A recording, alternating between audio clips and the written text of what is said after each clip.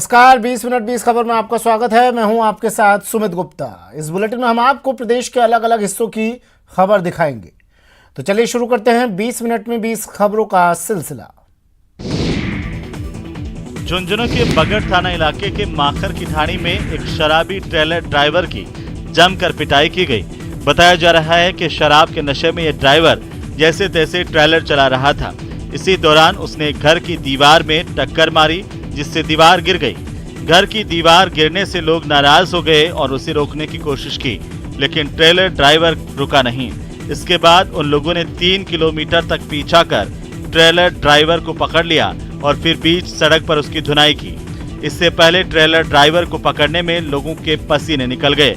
कुछ लोगों ने बाइक से ट्रेलर ड्राइवर का पीछा किया तो रास्ते में ट्रेलर ड्राइवर ने बाइक सवार को भी कुचलने की कोशिश की, लेकिन इस्लामपुर गांव के मोड़ पर ट्रेलर रुक गया, जिसके बाद लोगों ने ट्रेलर ड्राइवर को नीचे उतारकर उसकी जमकर धुनाई की। बांसवाड़ा में पुलिस लाइन और सेल टैक्स डिपार्टमेंट के बीच खांदू कॉलोनी में चांदी के व्यापार से जुड़े 2 भाइयों से नकदी लूटने के लिए बदमाशों ने उन पर लोहे के सरियों से वार किया। इस हमले को लेकर खांदू कॉलोनी के रहने वाले जयेश डांगरा और अनुभव ने कहा है कि वो चांदी का व्यवसाय करते हैं और रात को करीब 7:45 बजे पीपली चौक की दुकान बंद कर वे खांदू कॉलोनी स्थित घर लौट रहे थे। तभी 8 बजे जब वो खांदू कॉलोनी मोड़ पर पहुंचे, पीछे से आए 3 बदमाशों ने बाइक पर पीछे बैठे अनुभव पर लोहे के सरियों से वार किया और फिर बदमाशों ने बाइक चला रहे जयेश के हाथ पर भी सरिया मारा। इस दौरान बदमाश अनुभव से बैग छीनने की कोशिश करते रहे, लेकिन उसने बैग नहीं छोड़ा। कुछ देर तक धक्का मुक्की चलती रही, लेकिन तभी पीछे से एक और बाइक सवार वहां आ गया, जिसे देखकर बदमाश मौके से भाग गए। हम दुकान बंद करके मैं और मेरा भाई, छोटा वाला भाई, दुकान बंद करके हम निकलते हम खांदू कॉलोनी, ये दाऊद रोड से आए। दाऊद रोड से खांदू कॉलोनी के अंदर जैसे ही मुड़े, वहाँ पे कुआं है। कुआं के पास में मेरे को पीछे से 3 जने आए, गाड़ी में बाइक थे। पहले तो मेरे पीछे वाले बाइक को मारा, रोड मारी, उसको एक नाक पे लगी और कंधे पे लगी और मेरे को मेरे हाथ पे मारी। जोधपुर पुलिस ने तीसरे दिन उन दोनों आरोपियों को गिरफ्तार कर लिया है, जिस पर माता का थाना क्षेत्र में कार हटाने की बात पर फायरिंग करने का आरोप है। पुलिस का कहना है कि दोनों फायरिंग कर अपने गांव की ओर भाग गए थे, लेकिन जब पुलिस इनके गांव पहुंची तो ये वहां से भाग निकले, लेकिन पुलिस वालों ने हार नहीं मानी और 5 किलोमीटर तक पीछा कर इन आरोपियों को गिरफ्तार किया। आपको बता दें कि 7 मार्च को माता का थाना क्षेत्र में फायरिंग हुई, जिसमें एक शख्स घायल हो गया था। दरअसल रावला बेरा गली नंबर 2 के रहने वाले अशोक कुमार ने माता का थाना पुलिस थाने में उपस्थित होकर एक लिखित रिपोर्ट पेश की थी, जिसमें उसने कहा था कि उसके मकान का निर्माण कार्य चल रहा था तो निर्माण सामग्री लेकर ट्रैक्टर आया हुआ था। इसी दौरान गली में एक कार को हटाने को लेकर हुए विवाद में बदमाश ने उनको जान से मारने की नियत से फायर किया था, लेकिन ये गोली मोहल्ले में खड़े उनके पड़ोसी को छूकर निकल गई थी। 4-5 युवक जो थे, उन्होंने गुस्से में आके उस फायरिंग करी, तो वो फायरिंग उस मोहल्ले के रहने वाले संतोष सिंह नाम के व्यक्ति को लगी। गोली चूंकि छूकर निकली थी, इसलिए वो गंभीर रूप से घायल नहीं हुए, पर इन लोगों ने फायरिंग करके वहां से मौके से भाग गए। कोटा के ग्रामीण इलाके में अवैध जुए और सट्टे के खिलाफ कार्रवाई करते हुए पुलिस की अलग अलग टीमों ने 10 से ज्यादा आरोपियों को गिरफ्तार कर लिया है। बताया जा रहा है कि पुलिस की अलग अलग टीमों ने आधा दर्जन इलाकों में ताबड़तोड़ कार्रवाई की और एक महिला समेत 12 आरोपियों को गिरफ्तार किया। गिरफ्तार किए गए लोगों के पास से पुलिस ने 20,780 रुपए भी बरामद किए हैं। रामगंज मंडी थाना पुलिस ने कार्रवाई करते हुए आधा दर्जन आरोपियों को गिरफ्तार कर 13,660 रुपए बरामद किए, जबकि सुकेत पुलिस ने एक आरोपी को गिरफ्तार किया। वहीं मंडाना थाना पुलिस ने भी 3 आरोपियों को गिरफ्तार किया, जबकि कनवास थाना पुलिस ने कार्रवाई कर 2 आरोपियों को गिरफ्तार किया। कार्यों के खिलाफ अभियान चलाया जा रहा है। इस दौरान आज थाना रामगंज मंडी द्वारा 5 सट्टा व्यवसायियों के खिलाफ कार्रवाई की है, जिसमें मुख्य सटोरी चंदा रानी है, जिसको पारसा माता चौराहे से जो है गिरफ्तार किया है। और इस प्रकार 5 सटोरियों के कब्जे से 13,660 रुपया सट्टा राशि और पर्चियां जब्त की है। 12 में एक युवक के अपहरण और पुलिस के डर से उसे छोड़ने का सनसनीखेज मामला सामने आया है। खास बात यह है कि इस युवक को पहले तो एक लड़की ने अपने जाल में फंसाया और फिर अपने साथियों के साथ मिलकर उसका अपहरण कर उससे 5 लाख रुपए मांगने लगी। पुलिस का कहना है कि इंद्र नागर नाम का युवक एक लड़की के संपर्क में था और उसी लड़की ने पहले तो इंद्र को मिलने के लिए 12 बस स्टैंड पर बुलाया। इंद्र अपनी कार से जब वहां पहुंचा तो लड़की ने उससे बात करने के बाद उसे मांगरोल रोड पर छोड़ने के लिए कहा। मांगरोल रोड पर पहुंचते ही लड़की के 3-4 साथियों ने उसी की गाड़ी में उसका अपहरण कर लिया और झूठे केस में फंसाने की धमकी देकर उससे 5 लाख की डिमांड करने लगी। इस बीच इंद्र ने अपने घर वालों को फोन कर अपहरण की जानकारी दे दी, जिसके बाद पुलिस हरकत में आई और फिर उसके दबाव में आकर आरोपियों ने इंद्र को छोड़ दिया। श्रीमान पुलिस अधीक्षक महोदय कोटा ग्रामीण से सहयोग प्राप्त किया और उनके सहयोग और नाकाबंदी के माध्यम से ये लोग घबरा कर इसको छोड़ के भाग गए। सीकर जिले के फतेहपुर कस्बे में दिन दहाड़े एक घर में चोरी की बड़ी वारदात हुई है। बताया जा रहा है कि घर के मुखिया की 2 दिन पहले ही सड़क हादसे में मौत हुई थी और परिवार के लोग इसी वजह से अपने गांव गए थे, लेकिन उनके गांव जाते ही चोरों ने घर में लाखों के सामान पर हाथ साफ कर दिया। चोरी की इस वारदात की खबर परिवार के लोगों को तब लगी जब वो लोग रात के वक्त कपड़े और दूसरे सामान लेने के लिए घर आए। उन्होंने यहाँ पर आकर देखा तो उनके होश उड़ गए। घर में सारा सामान अस्त व्यस्त था और लाखों के जेवर के साथ साथ नकदी भी घर से गायब थी। बताया जा रहा है कि चोरों ने 18 से 20 लाख रुपए नकद और करीब 32 तोला सोने की चोरी की है। घर के बाहर लगे सीसीटीवी में चोरों की तस्वीरें रिकॉर्ड हुई है, जिसके आधार पर पुलिस अब उनकी तलाश कर रही है। आज दिन में शायद 1:30 बजे की बात होगी, 5:45 मेरे भाई और मेरी भाभी जी यहाँ पे आए। आके देखा तो यहाँ के लोग टूटे हुए थे और गेट खुला हुआ था। अंदर जाके देखा, सामान देखा तो हमने सामान जो रखा हुआ था वो कुछ भी नहीं मिला, पूरा बिखरा हुआ सामान। अलवर में हुए एक सड़क हादसे में एक शख्स गंभीर रूप से जख्मी हो गया। बताया जा रहा है कि दिल्ली जयपुर हाईवे पर सब्जी से भरी एक गाड़ी के चालक ने तेज गति से ओवरटेक करते समय एक ट्रैक्टर ट्रॉली को टक्कर मारी। यह टक्कर इतनी जबरदस्त थी कि ट्रैक्टर ट्रॉली पलट गई और उसे चला रहा ड्राइवर गंभीर रूप से जख्मी हो गया। बाद में मौके पर पहुंचे पुलिस वालों ने उसे अस्पताल में भर्ती करवाया। इस हादसे की वजह से हाईवे पर लंबा जाम भी लग गया, जिसे पेट्रोलिंग टीम ने बड़ी मुश्किल से खुलवाया। ट्रॉली थी जो रोड के ऊपर चल रही थी, पीछे से आयशर कैंट थी जो कि सब्जी की भरी हुई थी। अच्छा, उसने ट्रैक्टर ट्रॉली को हिट कर दिया। ट्रैक्टर ट्रॉली रोड के ऊपर पलट गई, पूरी तरीके से रोड बंद हो गया, जिसमें पेट्रोलिंग NHI पेट्रोलिंग आके एक लाइन को चालू करवाया। अभी इसको उठाने में लगी हुई पेट्रोलिंग टीम। अभी JCB आ रही है, क्रेन की सहायता से इसको उठाया जा रहा है।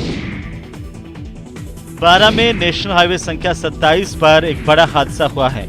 यहाँ उल्टी दिशा से आ रहे ट्रैक्टर ट्रॉली को बचाने के चक्कर में बस ड्राइवर का बस से नियंत्रण खत्म हो गया और वो बेकाबू होकर बीच सड़क पर पलट गई। बस के इस कदर पलटने से उसमें सवार यात्रियों में से 15 से ज्यादा यात्री जख्मी हुए हैं, जिन्हें इलाज के लिए 12 जिला अस्पताल पहुंचाया गया। पुलिस का कहना है कि यह हादसा 12 जिले के सदर थाना इलाके में किशनगंज पार्वती पुलिया के पास हुआ है और ये बस गुजरात के राजकोट से उत्तर प्रदेश के झांसी जा रही थी। एक प्राइवेट बस आ रही थी, राजकोट से झांसी जा रही थी। उसमें सवारियां थी तो उल्टी साइड से एक ट्रैक्टर आया और ट्रैक्टर के थोड़ा साइड उसमें बस में लग गई तो इसे डिवाइडर से टकरा के बस उल्टी हो गई। अहमदाबाद गुजरात से आ रही है, राजकोट से मध्य प्रदेश की तरफ जा रही है और उसका दुर्घटना ट्रैक्टर से रॉन्ग साइड से हो गया। वहाँ पर खुद भी गया, एसपी साहब गए, DSP गए, वहाँ से पुलिस स्टाफ गया, डाइवर्ट करवाया, कई लोग को ट्रेन मंगवाई, एम्बुलेंस की व्यवस्था करवाई। झुंझुनू के सबसे बड़े सरकारी मोरारका कॉलेज में पहले तो भूकंप के चलते बिल्डिंग में दरार आने और विद्यार्थियों के फंसे होने की खबर पर हड़कंप मच गया, लेकिन बाद में पता चला कि ये तो मॉक ड्रिल थी। दरअसल NDRF की 6ठी बटालियन की टीम यहाँ आई थी, जिन्होंने भूकंप आने के बाद होने वाले बचाव कार्यों का प्रदर्शन किया। इससे पहले भूकंप की सूचना दी गई, जिसे स्थानीय पुलिस प्रशासन, चिकित्सा, fire brigade, home guard, civil defence आदि की टीम को मौके पर बुलाया गया। इसके बाद सभी विभागों की टीम ने एक साथ मिलकर मल्टी स्टोरी बिल्डिंग में फंसे लोगों को सकुशल बाहर निकाला।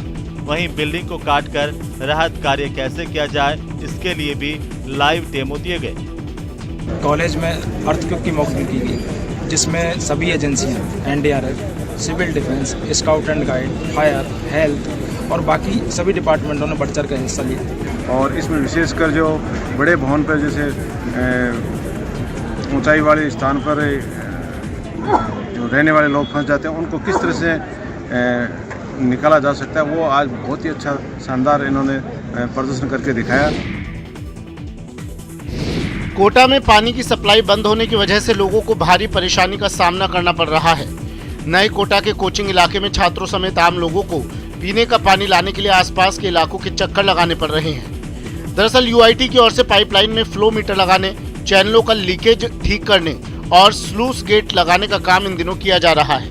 इसी काम की वजह से 9 तारीख की सुबह से ही पानी की सप्लाई बंद है। जलदाय विभाग का कहना है कि उन्होंने पहले ही कहा था कि पाइपलाइन की मरम्मत में 2-3 दिन लगेंगे, लिहाजा लोग अपने पास पानी का स्टॉक कर लें, लेकिन लोगों ने ध्यान नहीं दिया, जिसकी वजह से उन्हें परेशानी हो रही है। बहुत ज़्यादा परेशानी आ रही है हमारे लिए पानी के लिए। और पानी बदलो तो लाइन तो भी बदली थी, 2 दिन से पानी नहीं आ रहा है। पहले भी लाइन बदली थी इन्होंने? पहले भी लाइन बदली थी, वापस 2 दिन के लिए हमारे बहुत ज़्यादा परेशानी आ रही है। कहाँ जाए पानी लेने? झुंझुनू के बुहाना SDM सुनील चौहान आज अचानक पचेरी कला पहुंचे, जहां पर उन्होंने पुलिस थाने का निरीक्षण किया। इसके बाद वे पंचायत भवन पहुंचे, जहां पर उन्होंने जनसुनवाई की, लेकिन ये जनसुनवाई उस वक्त मजाक बन गई जब तमाम कोशिशों के बाद भी 4-5 लोग ही अपनी समस्या लेकर पहुंचे। बताया जा रहा है कि SDM सुनील चौहान इस पंचायत में जनसुनवाई करेंगे। इसका कोई कार्यक्रम नहीं था और न ही किसी को इसकी कोई जानकारी थी, लेकिन SDM ने आकर सरपंच को फोन किया और बताया कि वे जनसुनवाई करेंगे। सरपंच पति जल्दबाजी में इसकी व्यवस्था करवाई, लेकिन इतने कम वक्त में लोग 8-10 लोग ही वहाँ पहुँच पाए। मेरे द्वारा पटवारी, गोलब्लैक निरीक्षक और थाने का निरीक्षण किया गया और पंचायत स्तरीय जनसुनवाई का आयोजन हुआ। इसमें 4 या 5 परिवार इसमें आए हैं और SDM के सामने अपनी समस्या रखी। SDM ने यहाँ 5-6 लोगों की समस्याएं तो सुन ली, लेकिन अब लोग सवाल उठा रहे हैं कि अचानक से हुई इस जनसुनवाई का क्या मतलब है। जोधपुर नगर निगम का केरू डंपिंग यार्ड हवाई मार्ग के लिए बाधा बन गया है। यहाँ बढ़ते कचरे की वजह से पक्षियों की संख्या भी बढ़ गई है। उनकी बढ़ती संख्या की वजह से एयरफोर्स ने केरू से सटे 5 किलोमीटर के क्षेत्र को नो फ्लाइंग जोन घोषित कर दिया है। एयरफोर्स के साथ साथ इस डंपिंग यार्ड के आसपास रहने वालों के लिए भी ये परेशानी का सबब बन रहा है। आपको बता दें कि जोधपुर सिटी से निकलने वाले सॉलिड वेस्ट को निगम की ओर से केरू स्थित डंपिंग यार्ड में भेजा जाता है, लेकिन यहाँ आने वाला कचरा एयरपोर्ट और आम लोगों के लिए खतरनाक साबित हो रहा है। लेकिन डंपिंग स्टेशन आने की वजह से शहर का इस साइड में विकास भी नहीं हुआ है और खुले में कचरा पड़ा रहता है और इतनी दुर्गंध और इतनी धुआं, इतनी गंदगी होती है कि आसपास के बाशिंदों को बहुत तकलीफें हैं। अगर सरकार इसका कुछ टेक्निकल तरीके से इस कचरे का ऐसा उपयोग करे जिससे गंदगी न फैले। बहुत सारी बीमारियां भी होती है और खनन क्षेत्र है, इससे होटल व्यवसाय सारा मतलब लोगों को रोजगार भी बंद होता है। बहुत नुकसान है इस चीज से। झुंझुनू के एक रिसोर्ट में आयोजित जल शक्ति मंत्रालय की ओर से आयोजित 4 दिवसीय प्रशिक्षण कार्यशाला का समापन हो गया है। इस समापन समारोह में जिला परिषद के CEO जवाहर चौधरी मुख्य अतिथि के तौर पर शामिल हुए थे। इस मौके पर समारोह में शामिल होने वाले अतिथियों को संबोधित करते हुए CEO ने कहा कि अब हमारे जनप्रतिनिधि गांव-गांव में पानी की अलख जगाएंगे, जिससे जल संरक्षण के प्रति जागरूकता फैलेगी और इसी से आमजनों में पानी के बेहतर प्रबंधन की समझ विकसित हो पाएगी। आपको बता दें कि इस कार्यक्रम की अध्यक्षता जन स्वास्थ्य अभियांत्रिकी विभाग के अधीक्षण अभियंता हरिराम ने की और जलदाय विभाग के केमिस्ट सुरेंद्र कुमार शर्मा ने पानी की क्वालिटी और FTK के जरिए उसे जांचने के तरीकों पर प्रकाश डाला। ये 4 दिवसीय प्रोग्राम था, 5th डायमेंशन अकेडमी के द्वारा ये आयोजित किया गया था। जल जीवन मिशन के ऊपर था, जिसमें पूरे ज़िले से सरपंच, ग्राम विकास अधिकारी, ANM, आशा, आंगनबाड़ी कार्यकर्ता, इस प्रकार से 60 जनों का ये प्रशिक्षण कार्यक्रम रखा गया था। कोरोना की तीसरी लहर के 2 महीने बाद डूंगरपुर जिला कोरोना मुक्त हो गया है। खास बात यह है कि जिले में अब एक भी कोरोना का एक्टिव केस नहीं है। ऐसा होने की वजह से अब स्वास्थ्य विभाग के अधिकारी राहत की सांस ले रहे हैं। डूंगरपुर में कोरोना की तीसरी लहर 4 जनवरी से शुरू हुई थी। 2 महीने में यहाँ 7,085 कोरोना पॉजिटिव केस आए और इसमें से केवल 31 लोगों को हॉस्पिटल भर्ती करने की जरूरत पड़ी, जबकि 3 मरीजों की मौत हुई। कोरोना के आखिरी केस की बात करें तो यहाँ 4 मार्च को आखिरी बार 3 पॉजिटिव केस आए थे और कोविड गाइडलाइन के अनुसार 7 दिन का पूरा समय होने पर उन मरीजों को भी कोरोना नेगेटिव घोषित कर दिया, जिसके बाद डूंगरपुर कोरोना मुक्त हो गया है। बीकानेर संभाग में ऐतिहासिक, धार्मिक और सांस्कृतिक विरासत तक पर्यटकों को पहुंचाने के लिए संभागीय आयुक्त ने संभाग स्तरीय पर्यटन सर्किट निर्धारित कर दिया है। इन स्थलों पर अधिक से अधिक लोग पहुंच सके, इसे देखते हुए प्रत्येक जिले से इस सर्किट की यात्रा शुरू करने की रूपरेखा तैयार की गई है। इन सभी स्थानों के विजिट के लिए 4 दिनों का एक टूर प्रोग्राम भी प्रस्तावित किया गया है। खास बात यह है कि यहाँ जल्द ही दरबारी झील में पर्यटन के साथ मानसून टूरिज्म और डेजर्ट सफारी की संभावनाओं पर भी कार्य किया जाएगा। संभागीय आयुक्त ने कहा है कि इस सर्किट में संभाग के 4 जिलों के प्रमुख स्थलों को जोड़ा गया है और आमजन के सुझाव के अनुरूप इन स्थलों की संख्या बढ़ाई जाएगी। बीकानेर संभाग के 4 जिलों के धार्मिक, ऐतिहासिक, सांस्कृतिक और राष्ट्रीय महत्व के जो स्थान हैं उनका एक टूरिज्म सर्किट आज लॉन्च किया है। ये प्रयास किए जाएंगे जिसमें पर्यटन विभाग, जिला प्रशासन, पुलिस और बीएसएफ के साथ लेकर के हम कोशिश करेंगे कि पूरे संभाग में ऐसे जो पर्यटक स्थल हैं जिनको और अच्छे से डेवलप किया जाए। जो माननीय मुख्यमंत्री महोदय की अवधारणा है कि उनकी मंशा है कि टूरिज्म को और बढ़ावा मिले। होली पर केमिकल वाले गुलाल से लोग बीमार न पड़ जाएं, इसके लिए डूंगरपुर में कुछ दिव्यांग वेस्ट फूलों से गुलाल बनाने में लगे हैं। जैसे जैसे होली का पर्व नजदीक आते जा रहा है, वैसे वैसे इनका काम बढ़ता जा रहा है। खास बात यह है कि वेस्ट फूलों से बना ये हर्बल गुलाल केमिकल वाले गुलाल को टक्कर दे रहा है और इससे इसे बनाने वालों को आर्थिक मदद भी मिल रही है। काम आया तो हमारे ये ग्रुप के थ्रू काम करें ताकि उनको भी 2 पैसा अच्छा सा मिलता है, घर बैठे काम है। वो दूसरा वो वही माल लेके यहाँ पे आते हैं। पिछले 3 सालों से यहाँ वेस्ट फूलों से गुलाल बनाने का काम चल रहा है। इसे बनाने वालों का कहना है कि साल भर तक फूलों को जमा किया जाता है और फिर उन फूलों से गुलाल बनाया जाता है। ये हर्बल गुलाल जो बन रहा है, जो हर्बल होता है उसमें गल का फूल होते हैं, गल पे भी 2-3 वैरायटी होती है। इसके बाद सबसे ज्यादा फोकस हमारे पलाश के फूल पे रहता है, उससे गुलाबी कलर का कलर निकलता है। तो ये कलर हम ज्यादातर हमारे दिव्यांग कौशल विकास केंद्र में लोग दिव्यांग ही लोग बनाते हैं, वही कच्ची जो सामग्री वो इकट्ठा करते हैं। धौलपुर में जिला परिवहन सड़क सुरक्षा विभाग की ओर से विद्यार्थियों में यातायात नियमों की जागरूकता को लेकर पेंटिंग प्रतियोगिता करवाई गई। इस प्रतियोगिता का शुभारंभ यहां के महात्मा गांधी राजकीय विद्यालय से किया गया। इस प्रतियोगिता में कक्षा 3 से लेकर कक्षा 10वीं के छात्रों ने भाग लिया और इन बच्चों ने यातायात नियमों के पालन को लेकर पेंटिंग्स बनाई। इस प्रतियोगिता को लेकर जिला परिवहन अधिकारी मनोज कुमार वर्मा ने कहा कि बच्चे यातायात के नियमों के प्रति जागरूक हों, इसके लिए रचनात्मक ढंग से उन्हें यातायात नियमों के प्रति जागरूक किया जा रहा है। खास बात यह है कि सड़क सुरक्षा जीवन रक्षा विषय को लेकर चित्रकला प्रतियोगिता में यहाँ के बच्चों ने बढ़ चढ़कर अपनी भागीदारी निभाई।